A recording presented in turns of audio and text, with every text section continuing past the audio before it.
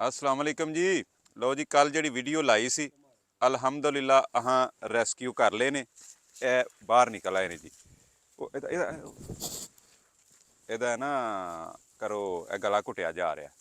ਇਹ ਉਹ ਜੈਕਲ ਨੇ ਜੀ ਜਿਹੜੇ ਵਿੱਚ ਡਿੱਗ ਪਏ ਸਨ ਤੇ ਇਹ ਦੋਸਤ ਸਾਰੇ ਆਏ ਨੇ ਇਹਨਾਂ ਬੜੀ ਮਿਹਨਤ ਦੇ ਨਾਲ ਤੇ ਬੜਾ ਖਤਰਾ ਮੁੱਲ ਲੈ ਕੇ ਇਹ ਵੇਖੋ ਤੁਹਾਡੇ ਸਾਹਮਣੇ ਬਾਹਰ ਆ ਗਏ। ਇਹਨਾਂ ਦੇ ਖੋਲ ਦਿਓ, ਗਲੇ ਖੋਲ ਦਿਓ ਜੀ।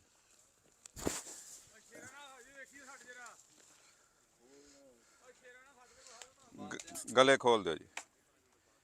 ਲਓ ਜੀ ਆਜ਼ਾਦੀ ਮਿਲ ਗਈ। ਉਹ ਇਹ ਵਹਾ ਬਾਈ, ਇਹ ਇੱਕ ਨਿਕਲ ਗਿਆ ਜੈਕਲ, ਇਹਨੂੰ ਵੀ ਖੋਲੋ ਜੀ।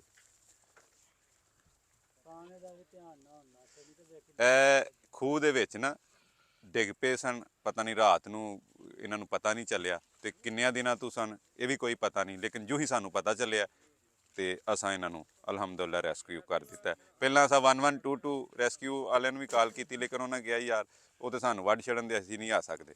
ਲੇਕਿਨ ਇਹ ਸਾਡੇ ਜਿਹੜੇ ਜਵਾਨ ਨੇ ਪਿੰਡ ਦੇ, ਇਹ ਰੈਸਕਿਊ ਨਾਲ ਵੀ ਅੱਗੇ ਨਿਕਲ ਗਏ ਨੇ। ਖੋਲੋ ਇਹਨਾਂ ਦਾ ਗਲਾ ਘੁੱਟਿਆ ਜਾ ਰਿਹਾ।